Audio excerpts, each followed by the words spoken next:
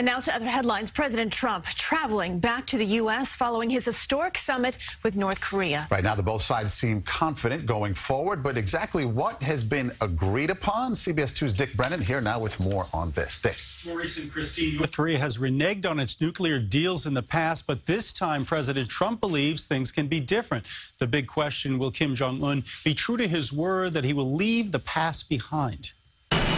President Trump departed Singapore seemingly with his greatest diplomatic achievement in hand, the hopes of a nuclear deal with North Korea, sealed with a historic handshake. Mr. Trump and Kim Jong-un then signing off on a declaration that could rewrite history. The letter that we're signing is very comprehensive, and I think both sides are going to be very impressed with the result. Mr. Trump says he's confident that the North will now quickly begin dismantling its nuclear arsenal. The U.S. apparently surprised even South Korea with a bold response, suspending joint military exercises between the U.S. and the South, but sanctions will stay in place. The sanctions right now remain, but at a certain point, I actually look forward to taking them off, and they'll come off when we know we're down the road where it's not going to happen. It's an unlikely journey as anyone could have imagined just a few short months ago.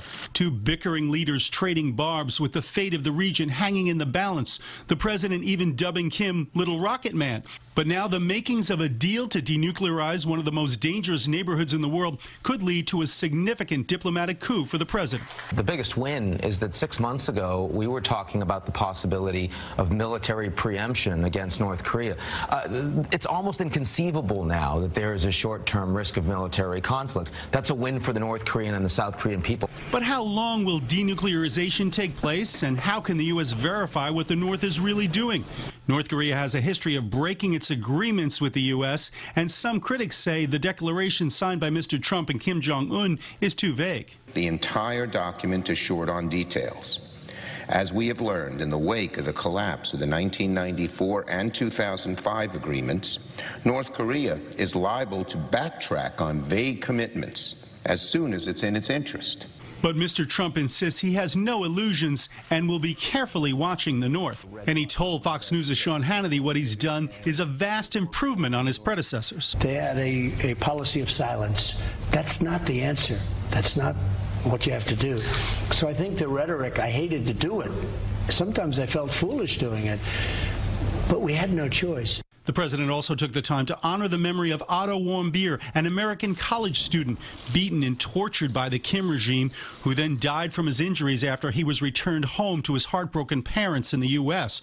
Mr. Trump says he did not die in vain. Without Otto, this would not have happened. Something happened from that day. It was a terrible thing. It was brutal. But a lot of people started to focus on what was going on.